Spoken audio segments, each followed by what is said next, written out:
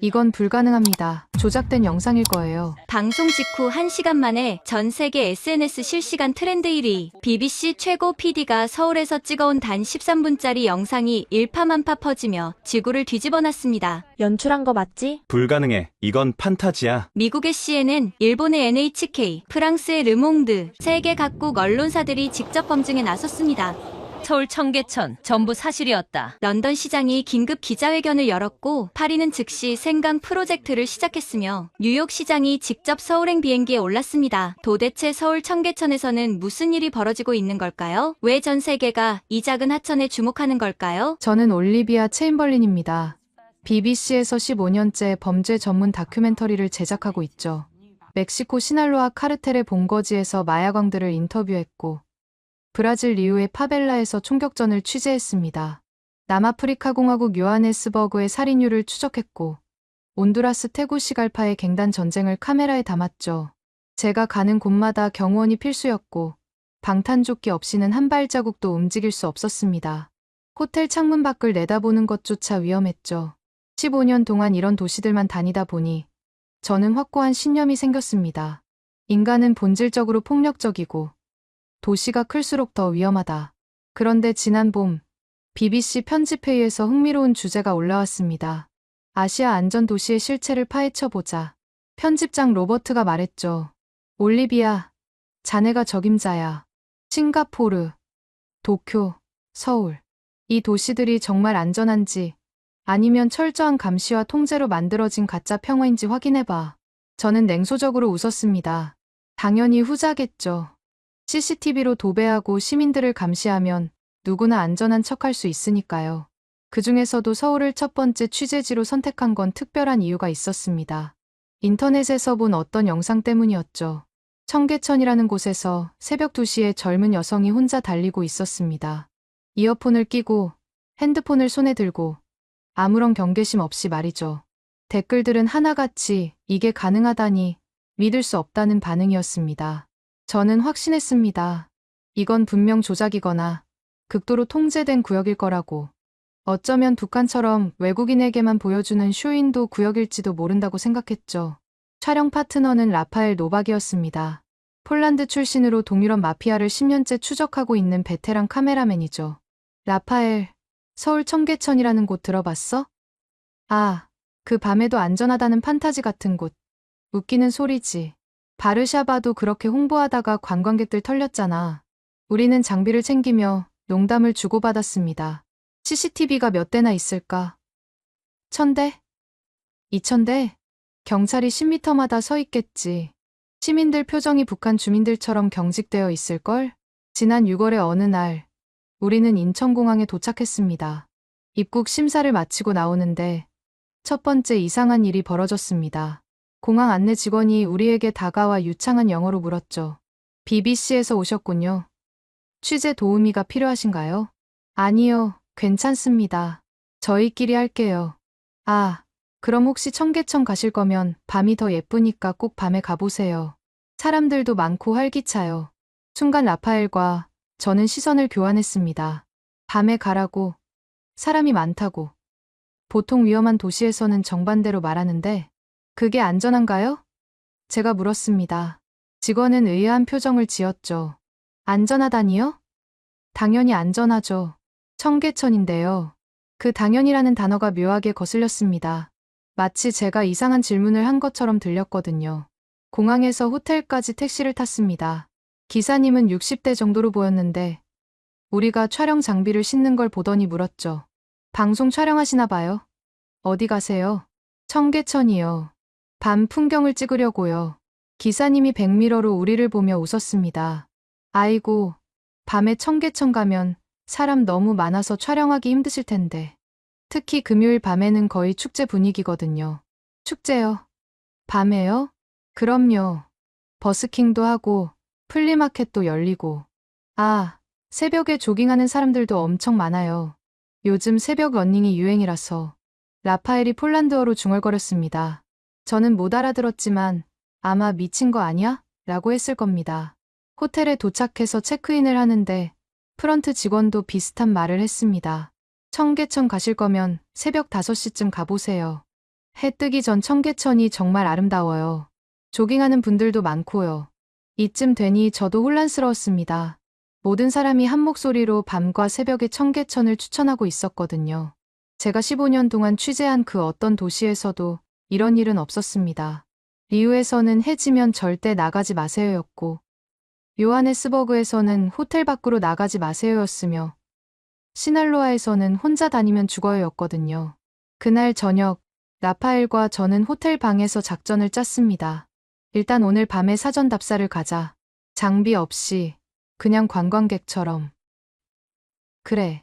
진짜 위험한지 아닌지 우리 눈으로 확인해야지. 밤 11시, 우리는 호텔을 나섰습니다. 청계천까지는 걸어서 10분 거리였죠. 거리에는 여전히 사람들이 많았고, 상점들도 대부분 열려 있었습니다. 이미 이 시점에서 런던이나 파리와는 완전히 달랐죠.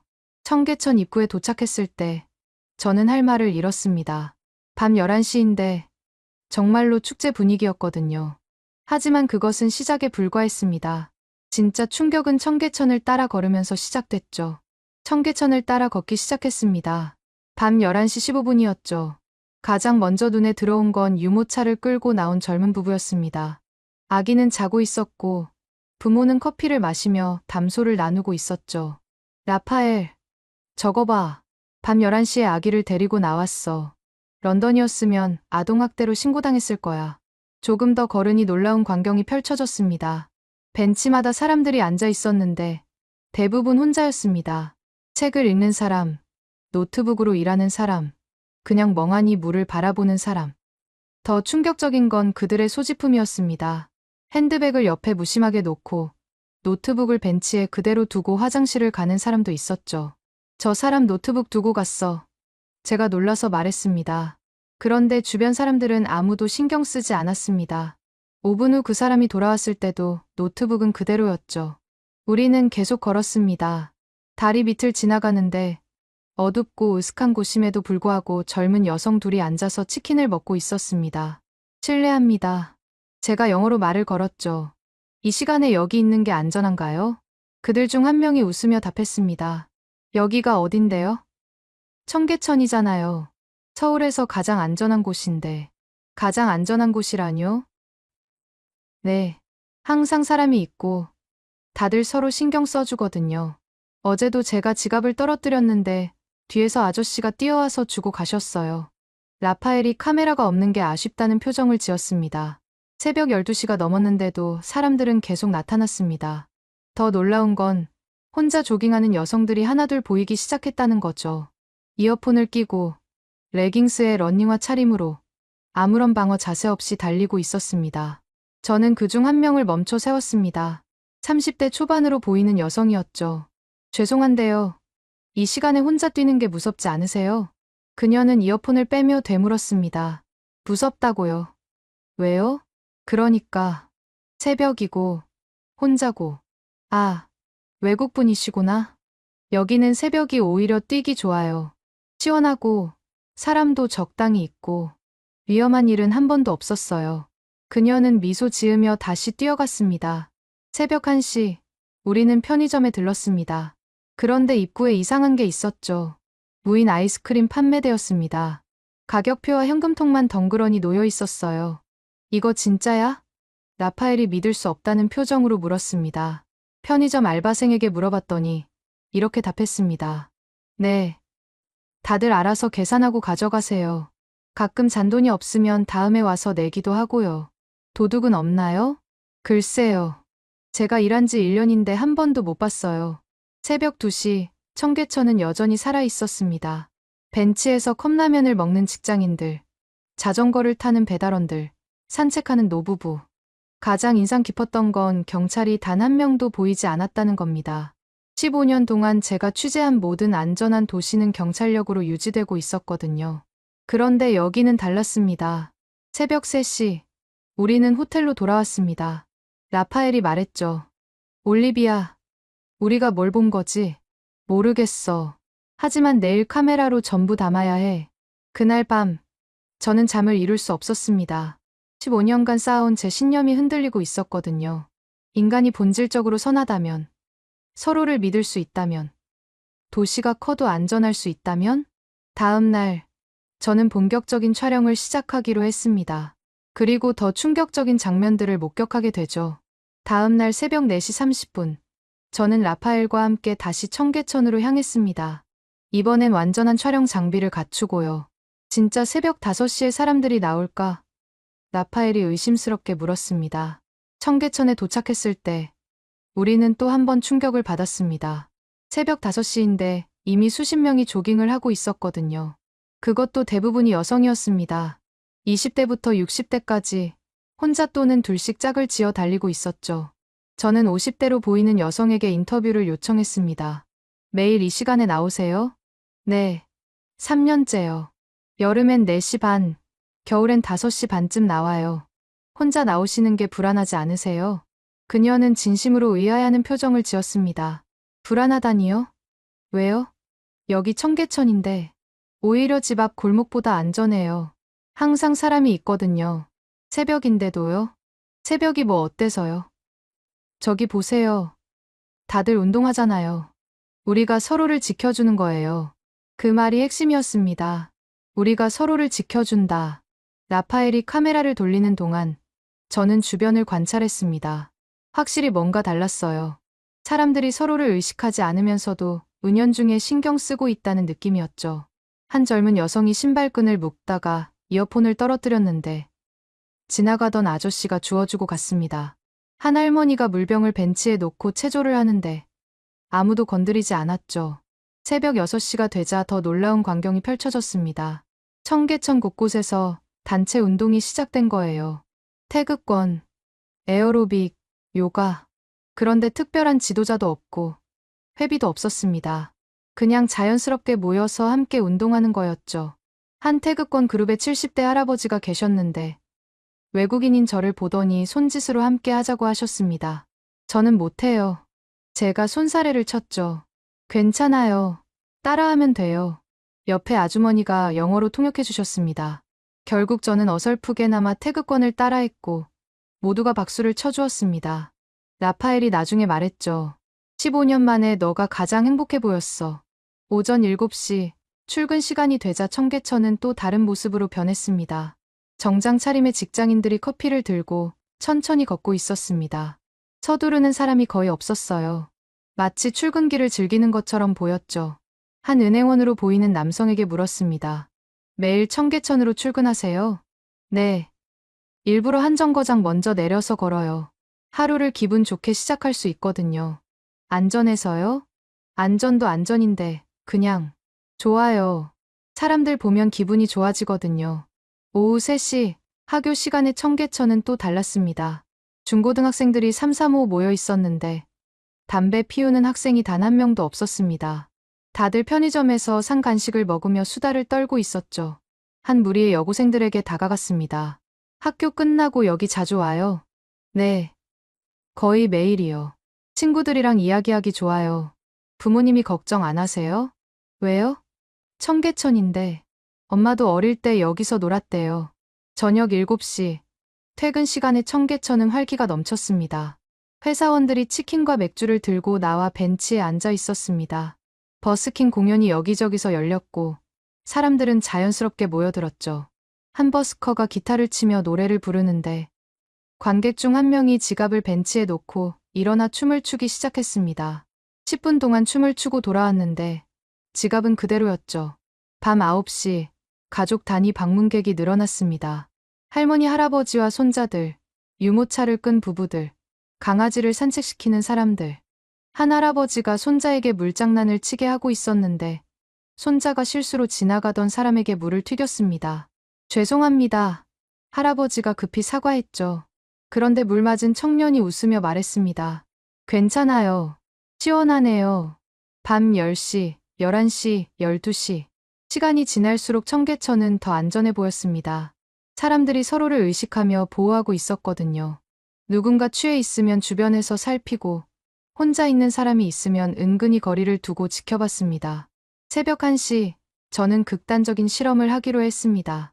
지갑을 벤치에 놓고 100m쯤 떨어진 곳에서 지켜봤죠. 30분이 지났습니다. 수십 명이 지나갔지만 아무도 건드리지 않았습니다. 오히려 한 아주머니가 지갑을 보더니 주변을 둘러보고는 벤치 더 안쪽으로 밀어 넣어 주었습니다. 떨어질까봐 걱정하신 거였죠. 제가 다시 가서 지갑을 집으려 하자 그 아주머니가 멀리서 소리쳤습니다. 아가씨, 지갑 조심해요. 아무리 청계천이라도 조심해야 하죠. 그 순간 깨달았습니다. 이곳 사람들은 서로를 가족처럼 생각한다는 것을. 그때 한 관광객이 제게 다가왔습니다. 놀라운 이야기를 들려주더군요. 그 관광객은 프랑스에서 온 마리 클로드라는 사진작가였습니다. 당신 BBC PD죠? 아까부터 촬영하는 거 봤어요. 네, 맞아요. 제가 3일 전부터 여기서 24시간 타임랩스를 찍고 있는데 놀라운 걸 발견했어요. 보여드릴까요? 그녀는 카메라의 액정을 보여주었습니다. 청계천의 24시간이 3분으로 압축된 영상이었죠. 보세요. 새벽 4시부터 다음날 새벽 4시까지 단 한순간도 사람이 끊기지 않아요. 정말이었습니다. 가장 한적할 것 같은 새벽 3시에서 4시 사이에도 최소 20명 이상이 항상 있었어요. 8이었으면 새벽 2시만 돼도 텅 비거든요. 그리고 그때가 가장 위험한 시간이고요. 마리는 계속 설명했습니다. 더 신기한 건 여기 사람들이 서로를 관찰한다는 거예요. 대놓고 쳐다보진 않지만 은근히 신경 쓰고 있어요. 다음 날 저는 마리의 조언대로 다른 실험을 해보기로 했습니다. 오전 10시 청계천 한복판에서 라파엘과 큰 소리로 말다툼하는 연기를 했습니다. 영어로 소리를 지르며 화난 척했죠. 3분도 안 돼서 주변 사람들이 모여들었습니다. 무슨 일이에요? 한 아저씨가 영어로 물었습니다. 괜찮으세요? 한 여대생이 걱정스럽게 다가왔죠. 심지어 한 할머니는 편의점에서 물을 사와서 건네주셨습니다. 우리가 괜찮다고 하자 다들 안심하며 흩어졌지만 몇몇은 계속 곁눈질로 지켜봤습니다. 오후 2시, 저는 혼자 벤치에 앉아 울고 있는 척했습니다. 5분 만에 3명이 다가왔어요. 직접적으로 말을 걸진 않았지만 근처에 앉아서 은근히 지켜봤죠. 한 아이가 엄마에게 뭐라고 하더니 제게 다가와 사탕을 건넸습니다. 아줌마, 이거 드세요. 달콤해요. 그 순간 연기가 아닌 진짜 눈물이 났습니다. 저녁 6시, 우리는 청계천 상류부터 하류까지 전 구간을 걸으며 촬영했습니다. 구간마다 분위기가 조금씩 달랐지만 한 가지 공통점이 있었어요. 어디든 안전하다는 느낌이었죠. 특히 인상 깊었던 건 을지로 구간이었습니다. 오래된 공구상과 인쇄소들이 늘어선 곳인데 밤이 되면 으슥할 것 같았거든요. 하지만 실제로는 달랐습니다. 가게 주인들이 밤늦게까지 청계천을 지켜보고 있었어요. 한 철물점 사장님에게 물었습니다. 밤늦게까지 가게를 여시네요? 청계천 생긴 뒤로 밤 손님이 많아져서요. 그리고 우리가 있으면 사람들이 더 안심하잖아요.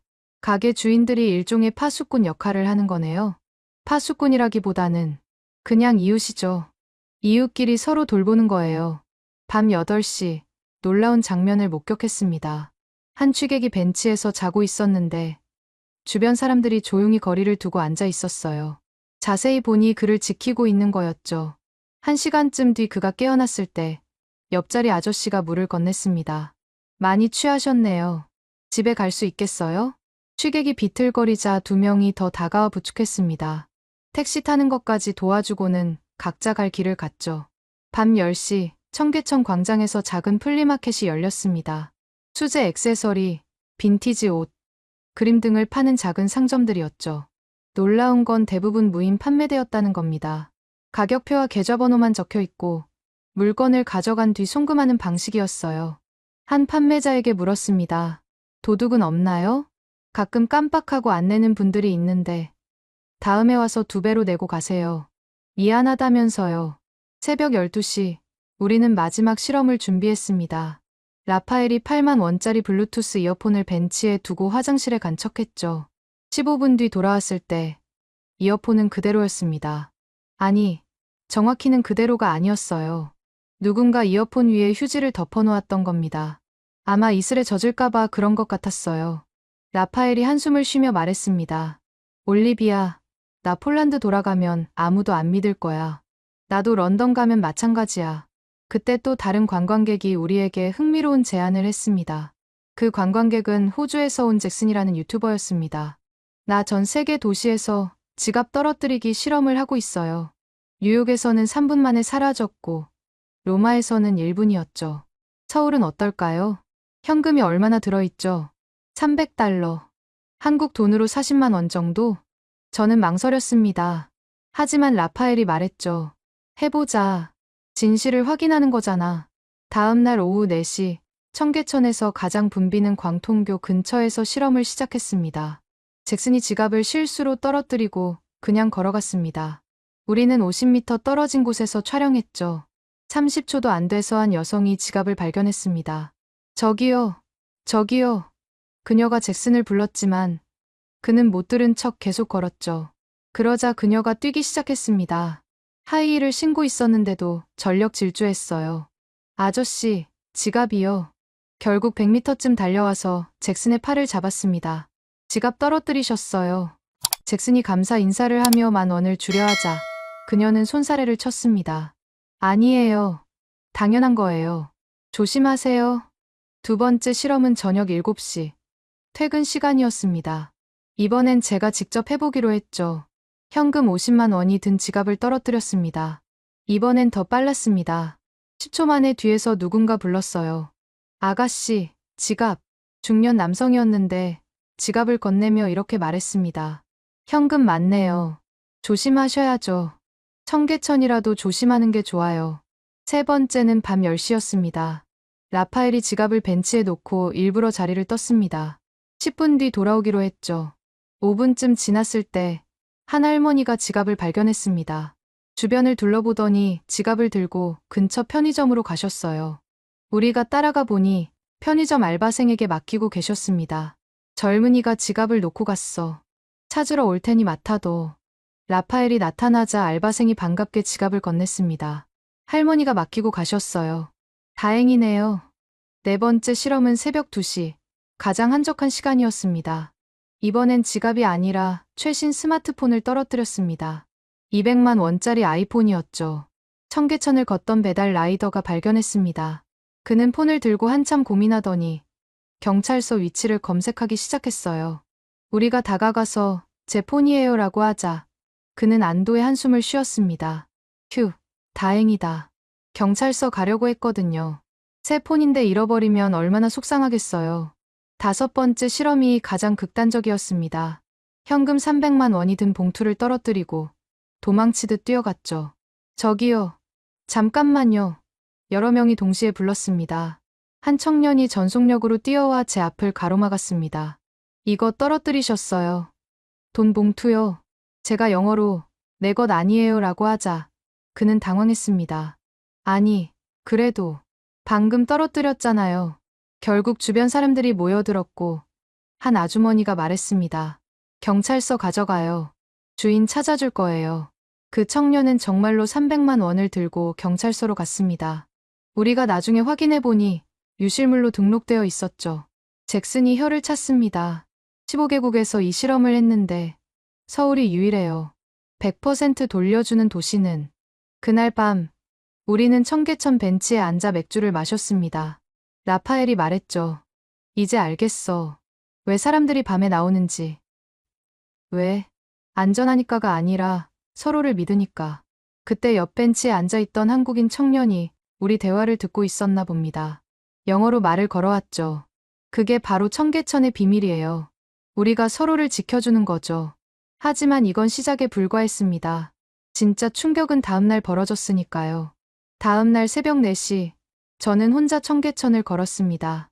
라파엘은 호텔에서 쉬고 있었죠. 24시간 편의점에 들어갔는데 카운터에는 앳된 얼굴의 여대생이 있었습니다. 이름표에 김서영이라고 적혀 있었어요. 혼자 일하세요? 제가 물었습니다. 네. 새벽엔 혼자예요. 무섭지 않아요? 서영 씨는 웃으며 고개를 저었습니다. 전혀요. 오히려 새벽 손님들이 더 친절하세요. 새벽에도 손님이 많나요? 조깅하는 분들, 택시 기사님들, 야근하고 퇴근하는 직장인들. 꽤 있어요. 그때 취한 남성이 들어왔습니다. 비틀거리며 냉장고로 갔죠. 저는 긴장했지만 서영 씨는 담담했습니다. 김 사장님, 또 술 드셨네요. 서영아. 미안. 숙취해소제 드릴까요? 고마워. 취객은 물건값과 함께 10,000원을 더 냈습니다. 팁이야. 새벽에 고생하잖아. 에이, 안 받아요. 그냥 집에 조심히 가세요. 취객이 나간 뒤 제가 물었습니다. 단골이에요? 네. 동네 인쇄소 사장님이에요. 매일 밤 오시는데 한 번도 문제 일으킨 적 없어요. 그래도 취객은 위험하지 않나요? 서영 씨가 진지한 표정으로 말했습니다. 제가 여기서 2년째 일하는데요. 진짜 무서운 일이 딱 한 번 있었어요. 뭐였어요? 작년 겨울 새벽 3시쯤 낯선 남자가 들어왔어요. 분위기가 이상했죠. 계속 저를 쳐다보면서 매장을 돌아다녔어요. 저는 긴장하며 들었습니다. 그래서요? 5분쯤 지났을까? 갑자기 밖에서 누가 문을 열고 들어왔어요. 동네 아저씨 3분이었죠. 서영 씨는 계속 말했습니다. 한 분이 그 남자에게 다가가서 말했어요. 무슨 일 있으세요? 뭘 찾으세요? 되게 부드럽게 물었는데 그 남자가 갑자기 나가버렸어요. 우연히 들어온 건가요? 아니요. 나중에 들어보니 CCTV로 보고 계셨대요. 근처 가게 사장님들이요. 제가 새벽에 혼자 일하니까 항상 신경 써주세요. 그 순간 편의점 문이 열렸습니다. 50대 아주머니가 들어오셨죠. 서영아, 커피 하나 줘. 아, 외국분이네. 관광객이세요? 제가 BBC PD라고 하자 아주머니가 신이 났습니다. 아이고, 방송 나오는 거예요? 우리 청계천 좋죠. 세계에서 제일 안전해요. 어떻게 그렇게 확신하세요? 우리가 만드니까요. 정부가 만드는 게 아니라 우리가 지키는 거예요. 아주머니는 자신을 소개했습니다. 근처에서 35년째 분식집을 운영하는 강혜진 씨였죠. 청계천 복원 전부터 여기 있었어요. 그때는 좀 위험했죠. 근데 청계천 생기고 사람들이 변했어요. 어떻게요? 서로를 가족처럼 여기게 됐죠. 매일 같은 시간에 운동하고, 산책하고, 얼굴 익히니까. 모르는 사람도 우리 동네 사람이구나 싶고, 혜진 씨는 놀라운 이야기를 들려주었습니다. 작년에 새벽 배달하던 청년이 계단에서 넘어졌어요. 발목을 다쳤는데 못 일어나고 있었죠. 새벽 3시였어요. 그래서요? 10분도 안 돼서 사람들이 모였어요. 조깅하던 의사 선생님이 응급처치하고 택시 기사님이 병원까지 태워주고 누군가는 그 청년 오토바이를 안전한 곳에 옮겨뒀죠. 새벽 3시예요. 그럼요. 청계천엔 24시간 사람이 있으니까요. 그때 서영 씨가 끼어들었습니다. 저도 비슷한 경험 있어요. 한 번은 새벽에 갑자기 복통이 와서 쓰러질 뻔했는데 손님 한 분이 대신 카운터 봐주시고 다른 분이 약국까지 뛰어가서 약 사왔어요. 제가 물었습니다. 모르는 사람들이? 청계천에선 모르는 사람이 없어요. 다 이웃이죠. 혜진 씨가 덧붙였습니다. 외국 사람들은 이해 못해요. 우리도 처음엔 그랬고, 근데 매일 보다 보니 정들고, 정들다 보니 가족 되는 거예요. 새벽 5시가 되자 조깅하는 사람들이 하나둘 나타났습니다. 서영아, 오늘도 수고해. 화이팅. 따뜻한 거 마셔. 지나가는 사람들이 서영 씨에게 인사를 건넸습니다. 서영 씨가 말했습니다. 보세요. 이 사람들이 다 저를 지켜주는 거예요. 제가 위험하면 다 달려올 거예요. 확신해요. 작년에 한 번 확인했어요. 장난으로 비명을 질렀더니 30초 만에 10명이 뛰어왔어요. 혼났죠. 왜 장난치냐고. 그녀는 웃으며 말을 이었습니다. 근데 혼나면서도 기분이 좋았어요. 이 많은 사람이 날 걱정해 주는구나 싶어서. 제가 편의점을 나올 때 서영 씨가 말했습니다. 청계천의 비밀이 뭔지 아세요? 뭔데요? 사랑이에요. 서로를 향한 사랑. 그게 우릴 안전하게 만들어요. 밖으로 나오니 해가 떠오르고 있었습니다. 청계천에는 이미 수백 명이 운동하고 있었죠. 한 할아버지가 제게 다가와 물 한 병을 건넸습니다. 외국분인데 새벽부터 돌아다니네. 물 마셔요. 한국 여름 더워요. 그 순간 깨달았습니다. 이곳에서는 모두가 모두를 돌본다는 것을. 그런데 정말 범죄가 없는 걸까요? 경찰은 뭐라고 할까요? 종로경찰서는 청계천에서 도보로 10분 거리에 있었습니다. 서장실에서 만난 정태준 서장은 예상과 달리 캐주얼한 차림이었습니다. 넥타이도 없이 셔츠만 입고 있었죠. BBC에서 오셨다고요? 청계천 취재? 네. 밤의 안전성에 대해 궁금해서요. 정 서장이 웃었습니다. 솔직히 말씀드릴게요. 청계천은 우리가 지키는 게 아니에요. 경찰이 지키는 게 아니라고요. 시민들이 지켜요. 우린 그냥 백업이죠. 그는 노트북을 열어 통계를 보여주었습니다. 청계천 일대 강력범죄율 0.002%. 세계 최저 수준이죠. 소매치기 3년간 제로. 성범죄 5년간 제로. 어떻게 가능하죠? 500대의 CCTV. 그것도 도움되죠. 하지만 진짜는 500만 개의 눈이에요. 정 서장은 창밖을 가리켰습니다. 저기 보이는 사람들 다 잠재적 경찰이에요. 누가 위험에 처하면 모두가 달려들죠. 실제 사례가 있나요? 작년에 소매치기 미수가 한 건 있었어요. 중국 관광객 가방을 노렸는데 3초 만에 제압당했죠. 경찰이? 아니요. 시민 5명이. 우리가 도착했을 때는 이미 끝나 있었어요. 범인은 울고 있었고 정 서장이 사진을 보여주었습니다.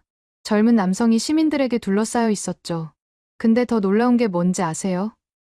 시민들이 그 범인을 때리지 않았어요. 오히려 왜 그런 짓을 했냐고 물었죠. 그래서요? 범인이 백수 3년차 돈이 떨어졌다고 하니까 한 아주머니가 김밥을 사줬어요. 그리고 일자리를 알아봐 주겠다고. 저는 믿을 수 없었습니다. 범죄자한테요? 한국엔 이런 말이 있어요. 미운 놈 떡 하나 더 준다. 미워해봐야 소용없으니 도와주는 거죠.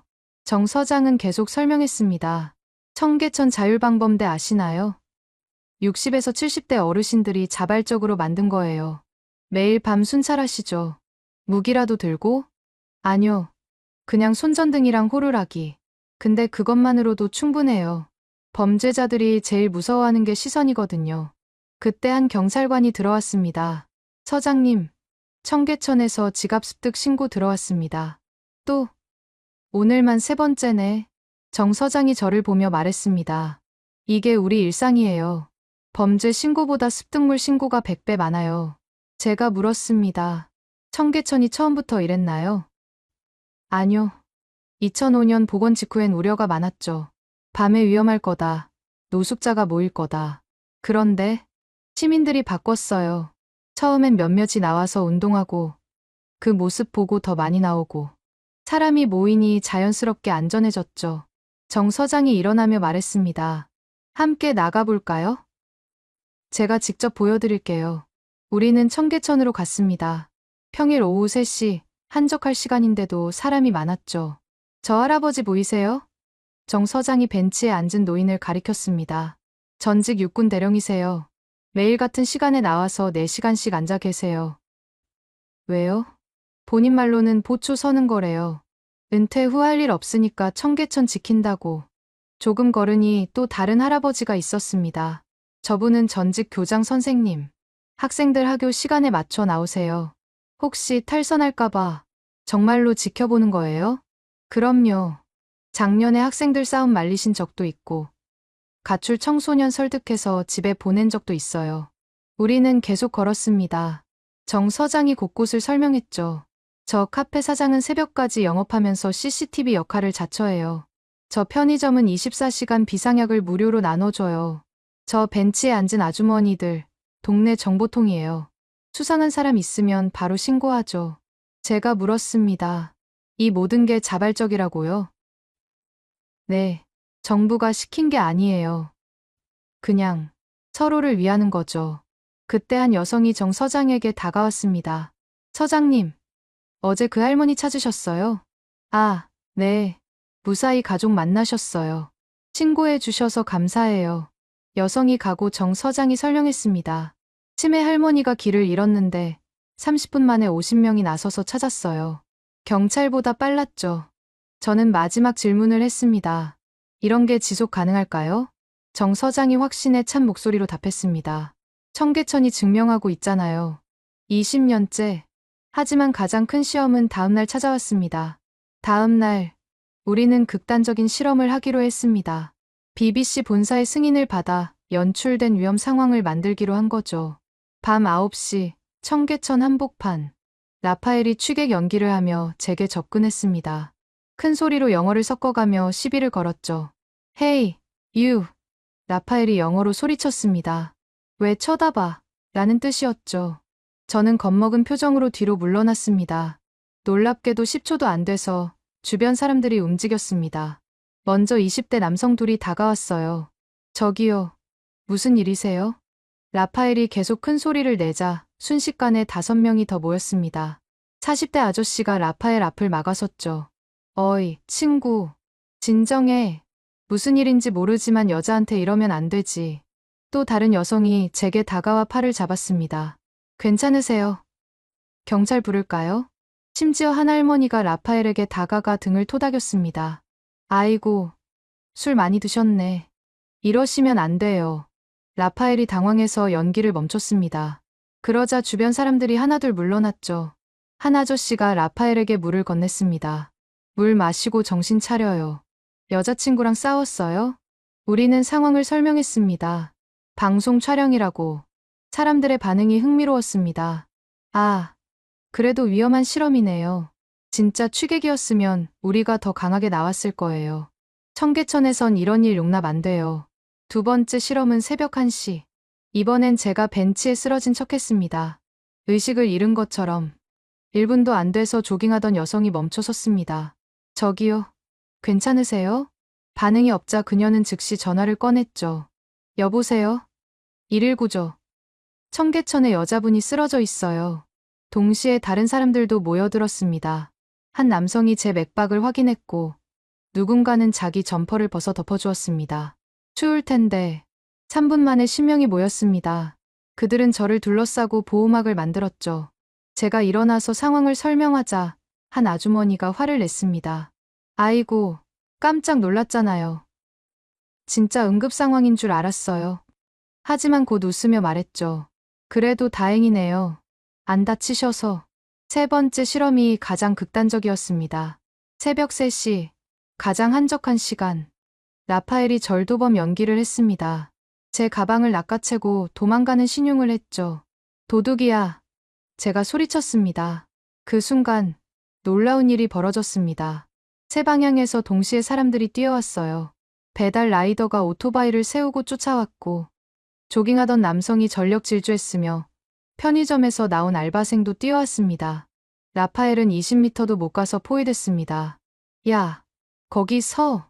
어디로 도망가. 라파엘이 상황을 설명하려 했지만 그들은 먼저 제게 물었습니다. 괜찮으세요? 다친 데 없어요? 가방 맞죠?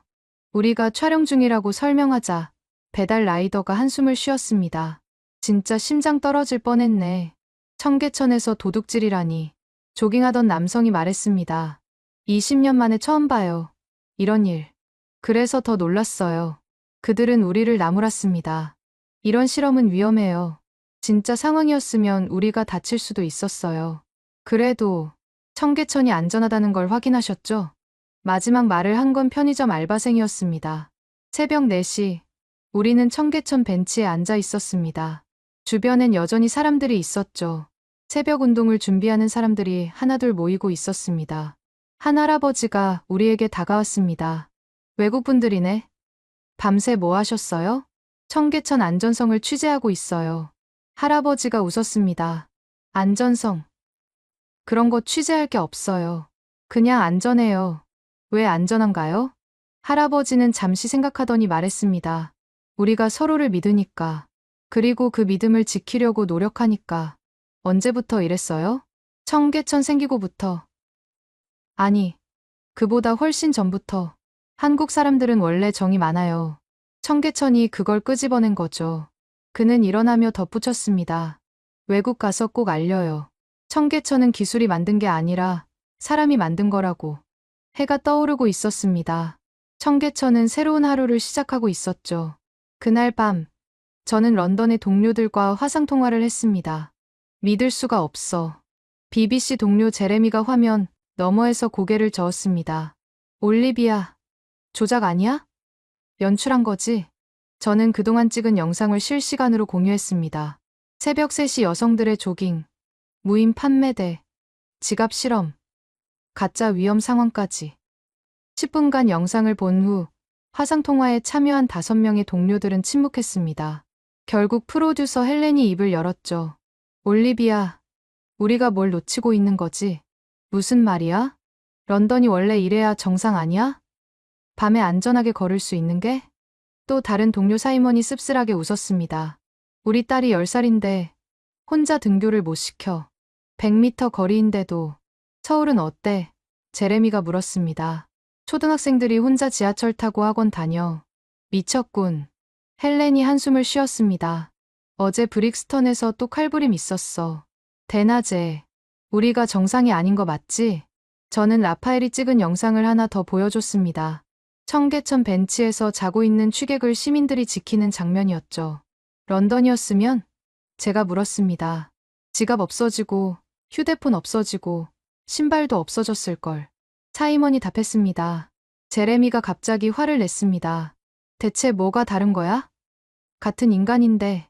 저는 그동안 만난 사람들의 말을 떠올렸습니다. 신뢰야. 서로에 대한 기본적인 신뢰. 우리도 법이 있잖아. 경찰도 있고. 헬렌이 반박했습니다. 그들은 법보다 먼저 서로를 믿어. 경찰보다 먼저 시민이 나서고. 사이먼이 뭔가 깨달은 표정을 지었습니다. 우리는 언제부터 서로를 적으로 보기 시작한 거지? 침묵이 흘렀습니다. 헬렌이 말했죠. 올리비아, 다큐멘터리 제목 정했어? 아직. 이건 어때? 우리가 잃어버린 것. 서울 청계천의 교훈. 제레미가 반대했습니다. 너무 우울해. 마지막 안전한 도시 어때? 아니야. 저는 고개를 저었습니다. 이건 도시 이야기가 아니야. 사람 이야기야. 다음 날 아침, 뜻밖의 일이 벌어졌습니다. 런던 이브닝 스탠다드 일면에 우리 영상 캡처가 실렸던 거죠. 새벽 3시 서울. 여성이 혼자 조깅하는 도시. 기사는 충격적인 대조를 보여줬습니다. 런던 연간 강력범죄 14만 건. 서울 청계천 연간 강력범죄 2건. 런던 새벽 외출 자제 권고. 서울 청계천 24시간 시민활동. 런던 CCTV 42만 대. 서울 청계천 시민 500만 명의 눈. 반응은 폭발적이었습니다. 트위터에는 샵 서울미라클 해시태그가 트렌딩 1위에 올랐고 런던 시민들의 자주 섞인 댓글이 쏟아졌죠. 우리도 한때는 이랬는데 1960년대 런던은 안전했다고 할머니가 그러셨어. 문제는 시스템이 아니라 우리의 마음이구나. 그날 오후 런던 시장실에서 연락이 왔습니다. 체인벌린 PD님, 시장님이 만나고 싶어 하십니다. 왜요? 청계천 프로젝트를 런던에 적용할 수 있는지 논의하고 싶으시대요. 저는 라파엘과 눈을 마주쳤습니다. 이게 단순한 다큐멘터리로 끝날 일이 아닌 것 같은데 그때 청계천에서 만난 편의점 알바생 서영 씨에게서 메시지가 왔습니다. PD님, BBC 뉴스 봤어요. 런던도 청계천처럼 될 수 있을 거예요. 사람은 다 똑같으니까요. 저는 창밖을 보며 생각했습니다. 정말 그럴까? 런던도, 파리도, 뉴욕도 청계천처럼 될 수 있을까? 3일 후 예상치 못한 손님들이 찾아왔습니다. 호텔 로비에 각국 기자들이 모여 있었습니다. CNN의 마크 톰슨, NHK의 야마다 유카, 도이체벨레의 한스 밀러, 르몽드의 마리 뒤부아, 올리비아, 마크가 손을 흔들었습니다. 내 기사 때문에 난리야. 우리도 직접 확인하러 왔어. 유카가 덧붙였습니다. 도쿄도 안전하다고 자부했는데 청계천 영상 보고 충격받았어요. 한스는 회의적이었습니다. 과장됐을 거야. 아시아 도시들은 항상 통계를 조작하잖아. 마리가 웃었습니다. 그래서 우리가 직접 확인하러 온 거 아니겠어? 우리는 함께 청계천으로 향했습니다. 밤 10시, 각자 다른 실험을 하기로 했죠. 마크는 $500를 벤치에 놓고 멀리서 관찰했습니다. 1시간이 지났지만 아무도 건드리지 않았죠. 오히려 바람에 날릴까 봐 돌로 눌러놓은 사람이 있었습니다. 말도 안 돼. 마크가 중얼거렸습니다. 뉴욕이었으면 5분도 안 걸렸을 텐데. 유카는 최신 카메라를 들고 취객 연기를 했습니다. 비틀거리며 걷다가 카메라를 떨어뜨렸죠. 20만 엔짜리 장비였습니다. 즉시 3명이 달려왔습니다. 아가씨, 괜찮아요? 카메라 떨어뜨렸어요. 조심하세요. 한 청년이 카메라를 들어 먼지를 털어주며 유카에게 건넸습니다. 비싼 거 같은데 다치지 않았나 확인해보세요. 유카는 진짜로 눈물이 났다고 했습니다. 도쿄 신주쿠에서 똑같은 실험을 했는데 아무도 도와주지 않았어요. 한스는 새벽 2시에 혼자 조깅을 했습니다. 독일인 특유의 큰 체구에 문신까지 있어서 위협적으로 보일 수 있었죠. 하지만 사람들의 반응은 똑같았습니다. 운동 열심히 하시네요. 화이팅! 심지어 한 할머니는 물 한 병을 건네주셨습니다. 외국분인데 고생이 많아요. 마리는 가장 극단적인 실험을 했습니다. 새벽 3시, 청계천 끝자락 가장 어두운 곳에서 큰 소리로 전화 통화하는 척했죠. 프랑스어로 돈이 필요해. 지금 당장 5천 유로 라고 프랑스어로 외쳤습니다. 수상한 상황을 연출한 거였습니다. 10분 뒤 경찰이 나타났습니다. 무슨 일 있으세요? 마리가 당황했죠. 누가 신고한 거였습니다. 나중에 확인해보니 근처 편의점 사장이 신고했다고 했습니다. 외국인 여성이 새벽에 혼자 전화하며 울먹이길래 혹시 위험한 상황인가 싶어서요. 새벽 5시, 우리는 다시 호텔 로비에 모였습니다. 한스가 먼저 입을 열었죠. 인정해야겠어. 이건 진짜야. 마크가 고개를 끄덕였습니다. 15년 기자 생활 중 가장 충격적인 취재야. 인간 본성에 대한 내 생각이 완전히 바뀌었어. 유카가 말했습니다. 일본도 배워야 해요. 우리는 시스템은 있지만 마음이 없어요. 마리가 정리했습니다. 이건 단순한 치안 이야기가 아니에요. 문명의 이야기예요. 다음 날, 우리는 함께 기자회견을 열었습니다. 세계 5개 언론사 공동 검증. 서울 청계천의 기적은 사실이다. 각자의 매체에 기사를 송고했습니다. CNN은 지구상 가장 안전한 곳, 서울의 비밀이라는 제목으로, NHK는 서울의 기적, 도쿄가 배워야 할 것이라는 제목으로, 도이체벨레는 믿음의 도시, 베를린의 미래 모델이라는 제목으로, 르몽드는 파리가 잃어버린 것을 서울에서 찾다라는 제목으로, 반응은 전 세계적이었습니다. UN 사무총장이 직접 성명을 발표했죠. 서울 청계천은 인류가 추구해야 할 공존의 모델입니다. 구글 CEO는 트위터에 올렸습니다. 기술이 아닌 신뢰가 만든 안전. 청계천에서 배웁니다. 일론 머스크도 반응했죠. 화성 도시도 청계천처럼 만들고 싶다. 하지만 가장 인상 깊었던 건 뉴욕 할렘가의 한 소년이 유튜브에 올린 댓글이었습니다. 우리 동네도 언젠간 이렇게 될 수 있을까요? 엄마가 밤에 안전하게 걸을 수 있는 곳. 저는 답글을 달았습니다. 가능합니다. 서울이 증명했으니까요. 그로부터 일주일 후, 더 놀라운 소식이 전해졌습니다. 올리비아, 큰일 났어. 헬렌이 새벽에 전화를 걸어왔습니다. 무슨 일이야? 우리 다큐멘터리 조회수가 1억 뷰를 넘었어. BBC 역사상 최단 기록이야. 더 놀라운 건 그 다음이었습니다. 런던 시장이 공식 발표를 했습니다. 템즈강 프로젝트를 시작합니다. 청계천을 모델로 한 안전한 밤 문화를 만들겠습니다. 파리 시장도 뒤따랐죠. 생강 야간 안전 프로그램을 도입합니다. 시민이 시민을 지키는 문화를 시작하겠습니다. 베를린, 암스테르담, 바르셀로나, 유럽 주요 도시들이 앞다퉈 청계천 프로젝트를 발표했습니다. 하지만 정작 놀라운 건 서울 시민들의 반응이었습니다.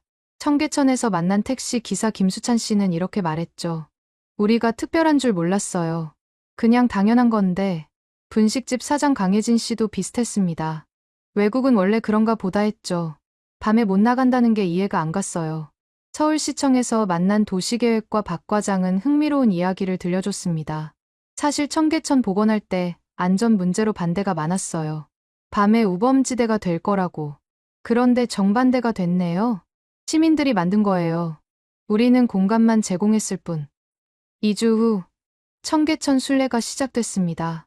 전 세계에서 도시 계획가, 경찰 관계자, 시민 단체들이 청계천을 찾았습니다. 뉴욕 경찰청장이 왔고, 런던 도시계획국장이 왔으며, 파리 시민안전위원회가 왔습니다. 그들은 모두 같은 질문을 했죠. 어떻게 이게 가능한가요? 청계천 자율방범대 회장 최병우 할아버지는 이렇게 답했습니다. 별거 없어요. 그냥 내 가족이 다닌다고 생각하면 돼요. 한 달 후, 첫 번째 변화가 나타났습니다. 런던 템즈강에서 시민 자율 순찰대가 조직됐습니다. 500명이 자원했죠. 파리 생강에는 밤의 친구들이라는 시민 모임이 생겼습니다. 뉴욕 센트럴파크는 미드나잇 가디언을 시작했습니다. 효과는 즉각적이었습니다. 런던 템즈강 야간 범죄율 40% 감소, 파리 생강 주변 여성 혼자 다니는 비율 300% 증가, 뉴욕 센트럴파크 새벽 조깅 인구 10배 증가. 하지만 비판도 있었습니다. 문화가 다르다. 아시아라서 가능하다. 서구엔 맞지 않는다. 그때 결정적인 사건이 벌어졌습니다. LA 스키드로우.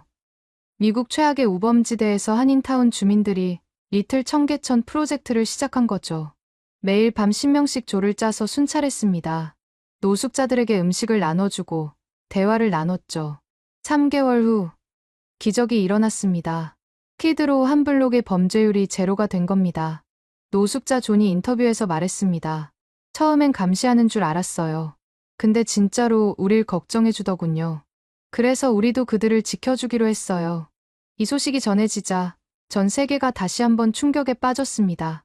불가능한 곳에서 일어난 기적. BBC 다큐멘터리는 파트 2를 제작했습니다. 서울에서 세계로 청계천 정신의 확산이라는 제목으로. 하지만 저에게 가장 의미 있었던 건 다른 것이었습니다. 6개월 후 저는 다시 청계천을 찾았습니다. 이번엔 취재가 아니라 개인적인 방문이었죠. 라파엘도 함께였습니다. 올리비아, 우리 인생이 바뀐 곳이야. 라파엘이 청계천을 보며 말했습니다. 그러게, 15년 동안 인간의 악한 면만 봤는데.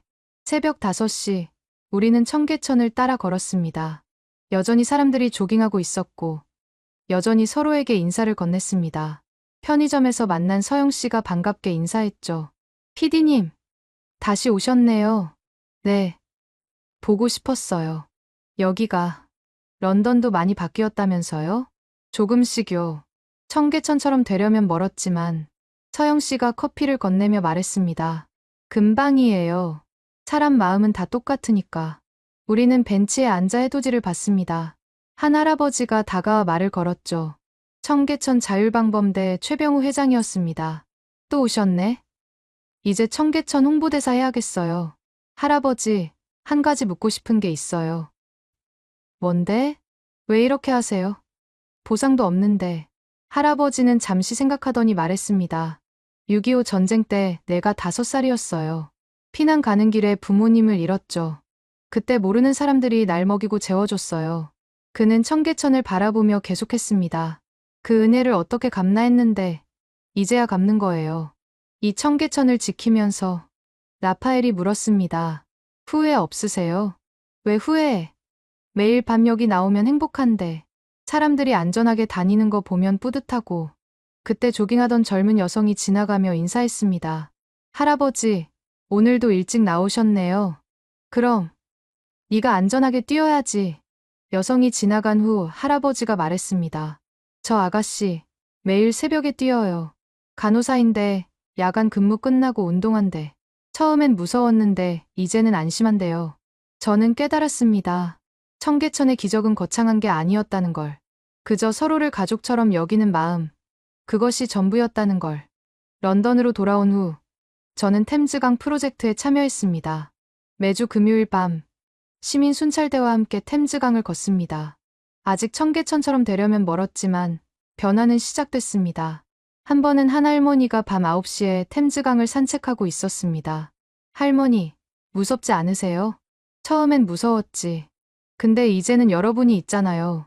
그 말에 가슴이 뭉클했습니다. 라파엘은 지금 나이트 가디언이라는 다큐 시리즈를 제작 중입니다. 청계천 정신을 실천하는 세계 각지의 이야기를 담고 있죠. 최근 그가 보내온 메시지입니다. 올리비아, 방금 베를린에서 놀라운 걸 봤어. 새벽 2시에 할머니가 혼자 산책하고 있었어. 1년 전엔 상상도 못했지. 변화는 가능합니다. 청계천이 증명했으니까요. 이 다큐멘터리를 만들고 1년이 지났습니다.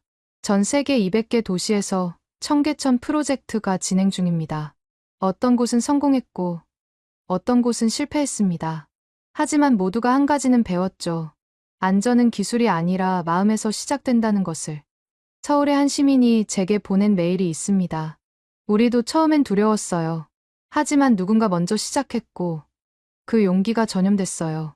이제 청계천은 우리의 자부심이에요. 뉴욕의 한 경찰관도 편지를 보냈습니다. 청계천 영상을 보고 충격받았습니다. 우리는 너무 오랫동안 힘과 통제에만 의존했어요. 이제 시민을 믿어보려 합니다.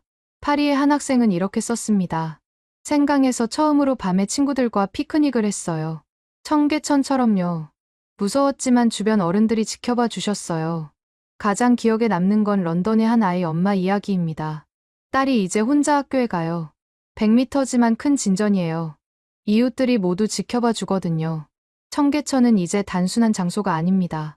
하나의 철학이 됐고, 하나의 운동이 됐습니다. 서로를 지키는 사회의 믿음으로 만드는 안전, 모두가 가족인 도시.